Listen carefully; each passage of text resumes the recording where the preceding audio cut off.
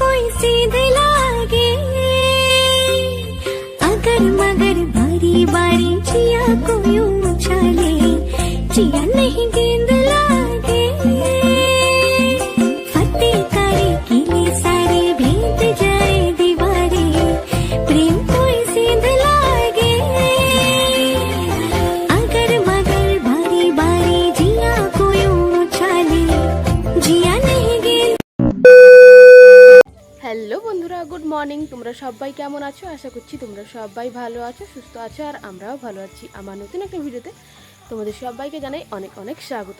তো দেখো, সকালবেলা ঘুম থেকে উঠেই ফ্রেশ ট্রেশ হয়ে গেছি, ব্রাশটাও করে নিয়েছি, বাসি ঘর দুয়ার ঝাড় দিয়ে দিয়েছি, তারপর চলে এসেছি ছাদের ওপর। কারণ কালকে রাত থেকে কিন্তু অঝড়ে বৃষ্টি শুরু হয়েছে। দুদিন কিন্তু বৃষ্টি হচ্ছিল না, মেঘ ছিল কিন্তু বৃষ্টিটা হয়নি। আর কাল রাত্রেবেলা অঝড়ে প্রচুর পরিমাণে বৃষ্টি হয়েছে। এখনও কিন্তু মেঘ করে আছে, বৃষ্টি এখনও পর্যন্ত পড়েনি। বর্তমান ওই ভোরের দিকে কিন্তু বৃষ্টিটা কমেছে। আর ওই সাইডে দেখো মাঠের অবস্থা, দেখো জল জমে যেন পুকুর হয়ে গেছে পুরো। ওই যে প্রচুর পরিমাণে বৃষ্টি হয়েছে। তো চলো বেশি বকবক করবো না, আর সারাদিন কী করি না করি সমস্ত কিছুই তোমাদের সঙ্গে শেয়ার করবো। ভিডিওটা কন্টিনিউ দেখতে থাকো। তো চলো, এখন এসেছি একটু ছাদের উপরে পাইচারি দেবো বলে। আর এসেই দেখি ছাদের উপরেও প্রচুর পরিমাণে জল জমে গেছে আর শ্যাওলা পড়ে গেছে। তো ছাদের উপরে কিন্তু ছুটতে গেলে পড়ে যাব স্লিপ করে। তো চলো নিচে যাই, নিচে গেলে আবার তোমাদের সঙ্গে পরে কথা হবে। তো এদিকে দেখো, ছাদ থেকে নিচে চলে এসেছিলাম। আর এসেই কিন্তু আমি এখন বসে গেছিলাম জানলার সাইডে। মানে জানলার সাইডে কিন্তু একটা তাক টাইপের বের করানো আছে, তো ওইখানেই কিন্তু বসেছিলাম। আর প্রচুর পরিমাণে খিদে পাচ্ছিল। এই রুটিটা কিন্তু আগের দিন স্কুলে গেছিলাম তো নিয়ে এসেছিলাম, ওই রুটিটাই কিন্তু এখন বসে বসে খাবো বলে কিন্তু খুলে নিয়েছিলাম। এটা ক্রিম রুটি আর কি। আর এটা কিন্তু আমার খেতে ভীষণই ভালো লাগে। ক্রিমটা এক জায়গায় ছিল বলে না, আমি কিন্তু হাত দিয়ে পুরো রুটির মধ্যে কিন্তু লাগিয়ে দিচ্ছিলাম, যাতে পুরো রুটিটার মধ্যে লাগিয়ে দিলে খেলে যাতে ভালো লাগে। তো ওটার জন্যই কিন্তু আমি রুটিটার মধ্যে পুরোটা লাগিয়ে দিয়েছিলাম। একটা রুটি পিস একটা পিস আমি খেয়েছি, আর একটা পিস কিন্তু দিশা শোনার জন্য রেখে দিয়েছিলাম। আর বাইরে কিন্তু দেখছিলাম যে বৃষ্টি পড়ছিল, হালকা মেঘলা মেঘলা ওয়েদার ছিল, বেশ ভালোই লাগছিল। তারপর আর কি স্নান টান কমপ্লিট করে জামা কাপড় ধুয়ে এখন নিয়ে চলে এসেছিলাম ছাদের উপরে। জামা কাপড়গুলো রোদে দেবো বলে, মেঘলা মেঘলা ওয়েদার আছে, জানি না জামা কাপড়গুলো শুকবে কিনা। আর এখন তো জানোই বৃষ্টিকাল, বৃষ্টিকাল মানেই তো কখন যে বৃষ্টি পড়ে কখন যে রোদ বেরোয় তার নেই ঠিক।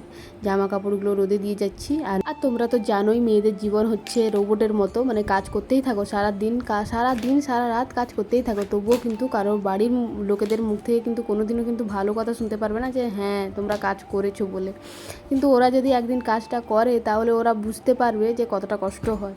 কিন্তু তারা শুধু বলতে পারে, মুখের মধ্যে বলতে পারে যে হ্যাঁ তোমরা কি করো, কিন্তু কোনোদিনও সেই কাজটা করে না। আমি ফোনের মধ্যে অনেকবার দেখেছি, যদি একদিন ওদেরকে কাজ করতে দেওয়া হয় সংসারে, তাহলে তো ওদের হয়ে গেছে, হয়ে যাবে আর কি, অবস্থা খারাপ হয়ে যাবে। শুধু মুখের মধ্যেই কথাগুলো বলে, না হলে কিন্তু আদার্স ভাই ওরা করতে পারবে না বলবো না, পারবে, কিন্তু অতটা যে কষ্ট হবে তারা একমাত্র বুঝতে পারবে। যাই হোক, ছাদ থেকে নিচে চলে এসেছিলাম, এসেই কিন্তু বসে গেছিলাম খেতে। খাওয়ারের মধ্যে নিয়েছিলাম আলু ভাজা আর আর একটু নারকেল নিয়েছিলাম, পান্তা ভাত নিয়েছিলাম। শ্বশুরমশাই কিন্তু দোকানে গেছিলো মাংস আনতে। আর এখনও পর্যন্ত কিন্তু দেওর আমাদের বাড়িতে আছে। দেওর বলতে পিসির ছেলে, ও আমার দেওরই হবে, তো কিন্তু বাড়িতে আছে। তো তার কারণে কিন্তু বাবা মাংস আনতে চলে গেছিলো, গরম মশলা ছিল না, তো ওইটা আর মাংস নিয়ে চলে এসেছিলো। আর এদিকে দেখো, খাওয়া দাওয়া কমপ্লিট করে আমি এখন বসে গেছিলাম মোচা ছাড়াতে। এটা কিন্তু বাবা কিন্তু আগের দিন বাজার থেকে নিয়ে এসেছিলো, তো ওইটা কিন্তু আজকে রান্না হবে। তো তার কারণে কিন্তু মোচা ছাড়াতে বসে গেছিলাম। সত্যি কথা বলতে গেলে কি জানো তো, মোচা খেতে যতটা না টাইম লাগে মোচা খেতে, তার থেকে 3 গুণ বেশি কিন্তু টাইম লাগে মোচা ছাড়াতে আর কি। আর এই যে দেখতেই পাচ্ছ, আমি কিন্তু ছাড়িয়ে নিয়েছিলাম। আর এর যে বিশেষ করে যে জিনিসটা যে ছাড়াতে হয়, প্রচুর পরিমাণে কিন্তু কষ্ট করতে হয়, তারপর গিয়ে এটা খেতে পারবো আর কি। ওই যে ডাঁটিগুলো দেখতে পাচ্ছি, যে ওই যে তুলছি, ওই যে ডাঁটির মতো, ওইগুলো কিন্তু না তুললে ওইগুলো কিন্তু তরকারির মধ্যে একদমই সিদ্ধ হয় না, খোঁচা খোঁচা হয়ে থাকে আর কি। তরকারির মধ্যে যেন লাঠি পড়েছে ওই রকমই একটু আর কি। আর এই যে দেখতেই পাচ্ছ, এই যে লাঠির মতো, আর তার সাইডে যে এই যে নৌকা টাইপের যে থাকে না ছোটো ছোটো, এই যে দেখতেই পাচ্ছ, এগুলো কোনোদিনও কিন্তু সিদ্ধ হয় না। তো এগুলোকে বেছে তুলে অনেকটা টাইম লেগে গেছিলো আর কি।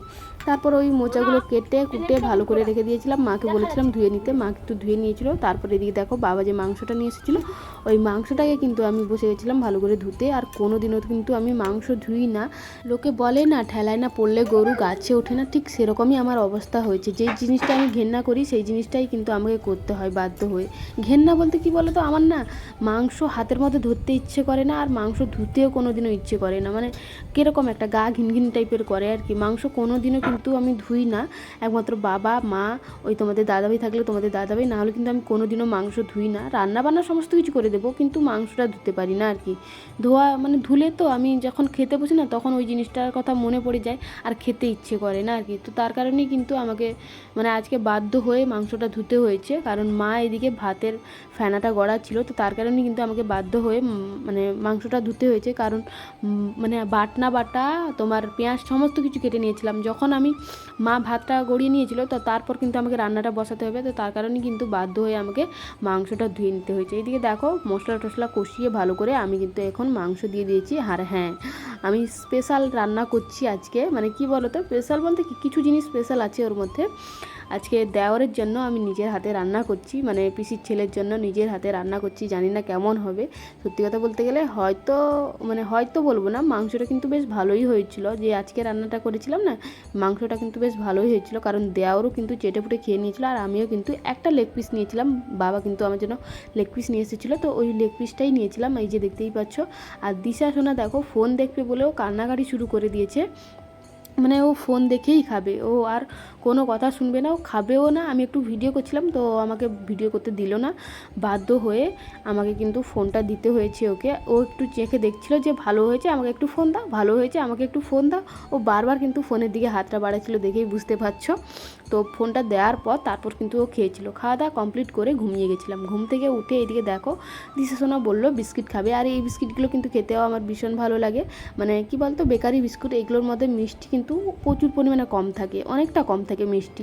আর দিশা সোনাও কিন্তু বেশ খেতে ভালোবাসে, খাস্তা টাইপের আর কি। মানে বিস্কিটগুলোর মধ্যে মানে কি বলতো, একটু নোনতা ভাবটা থাকে আর একটু মিষ্টি অনেকটা কম থাকে, মানে খাস্তা টাইপের বিস্কিটটা, ওটা কিন্তু খেতে ভালোবাসে। তো বললো যখন, ওকে কিন্তু একটা দিয়েছি। আর আমি কিন্তু ডাব্বার মধ্যে ভরে দিচ্ছি, না হলে কিন্তু বিস্কিটগুলো সাতকা হয়ে যাবে। তো এদিকে দেখো একটা কিন্তু বেশি হয়ে গেছিলো, ওটাকে কিন্তু আমি এখন রেখে দিয়েছি। দিশা সোনা আবার যখন খাবে ওকে দেবো তখন। তো এদিকে দেখো এখন চলে এসেছিলাম জামা কাপড় তুলতে, আর এসেই দেখি জামা কাপড় দড়ির মধ্যে নেই। জামা কাপড় কোথায় আছে জানো, এই যে দেখো জামা কাপড়গুলো এইখানে আছে। তো মা হয়তো কখন তুলে এইখানে রেখে দিয়ে গেছে, জানি না। আর জামা কাপড়গুলো এসে দেখি দড়ার মধ্যে নেই, ওইখানে সিঁড়ির মধ্যে আছে। ওইগুলো তুলবো, এখন নিচে যাব। দিশা সোনা এক্ষুনি একটা বিস্কিট খাচ্ছিলো, তো ও মানে ওই বিস্কিটগুলো খেতে ভালোবাসে বলে একটা প্যাকেট নিয়ে এসেছিলাম। তো ও বলছে আর একটা খাবে, তো তার কারণে কিন্তু ছাদে এসেছিলাম একটু হাঁটবো বলে। তো ও যখন বিস্কিট খাবে বলছে, তো এখন আমাকে নিচে চলে যেতে হবে।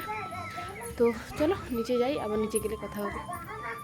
আমি কিন্তু ভিডিওর মধ্যে দেওরকে নিইনি, কারণ সবাই তো আসতে চায় না। ওই যে দেখতেই পাচ্ছ, ও কিন্তু খাওয়া দাওয়া কমপ্লিট করে ও তারপর বসেছিল, বিশ্রাম নিয়ে কিন্তু ও বাড়ি চলে গেল। একটুই তোমাদের সঙ্গে শেয়ার করলাম, কারণ ও কিন্তু ভিডিওর মধ্যে আসতে চায় না বলে কিন্তু তোমাদের সঙ্গে শেয়ার করিনি। এদিকে দেখো সন্ধ্যাবেলা নিচে এসে, মানে সন্ধ্যাবেলা কিন্তু একটু টিভি দেখছিলাম। টিভি দেখার পর এদিকে দেখো রুমের মধ্যে বসে বসে বাদাম বিস্কিটগুলো নিয়ে এসেছিলো, ওইগুলোই কিন্তু খাচ্ছিলাম। দিশা সোনা নিয়ে এসেছিলো আমার জন্য। ঘরের মধ্যে একটু বসে বসে ফোন দেখছিলাম, আজকে একটু নেটটা বেশি হয়ে গেছিলো, তো তার কারণে কিন্তু বসে বসে ফোন দেখছিলাম। আর আমি বাদাম বিস্কিট খাচ্ছিলাম। ওপর কিন্তু ফ্যানটা চালানো হয়নি, কারণ বৃষ্টি পড়েছিল, ঠান্ডা ঠান্ডা ভাব আছে, তো তার কারণে কিন্তু ফ্যানটা চালাইনি। এদিকে দেখো খাওয়া দাওয়া রাত্রেবেলা কমপ্লিট করে এখন চলে এসেছিলাম মানে ঘুমোবো বলে। আর আজকে আমাকে একাই শুতে হবে, দিশা সোনাকে ছাড়া কিন্তু শুতে হবে। আমার প্রচুর পরিমাণে ভয় লাগছিলো, কারণ আজকে যে নেট বেশি হয়েছিল, মানে ডাটা বেশি হয়ে গেছিলো বলে না, আমি বসে বসে একটু রুমের মধ্যে ভূতের বই দেখছিলাম। আর ওটা দেখার পর যা ভয় লাগছিল, তো আজকেই আমাকে ওই বইটাই দেখতে হয়েছিল, আর আজকেই আমাকে একা শুতে হবে। তো ভয়ের কারণে কিন্তু সব জানলা টানলা লাগিয়ে দিয়েছি, সমস্ত কিছু লাগিয়ে দেওয়ার পর পর্দাটাও কিন্তু ছেড়ে দিয়েছি। মানে আজকে একা শুতে হবে, মানে একটু ভয় লাগছিল, একটু বলতে বলবো না, প্রচুর পরিমাণে ভয় লাগছিল। কোনো দিনও কিন্তু একা ঘুমোই না, বিশেষ করে মেয়েকে নিয়ে কিন্তু ঘুমোই, কোনো দিনও একা ঘুমোই না। ওই দৈবাত একবার কিন্তু একা ঘুমোই, না হলে কিন্তু একা ঘুমোই না। তো আজকে একা শুতে হবে, তার উপরে দেখেছি ভূতের বই, তো প্রচুর পরিমাণে ভয় লাগছিল। কোনো কিছু করার নেই, কারণ দিশা সোনা যখন বলেছে যে ও আমার সঙ্গে ঘুমোবে না, তখন কিন্তু ও আর ঘুমোবেই না। বাধ্য হয়ে আমাকে একা ঘুমোতে হলো, মানে একা শুতে হয়েছে প্রচুর পরিমাণে। তো ভয় লাগছিল, জানি না কি হবে, সকালবেলা ঘুম থেকে উঠতে পারবো কি না।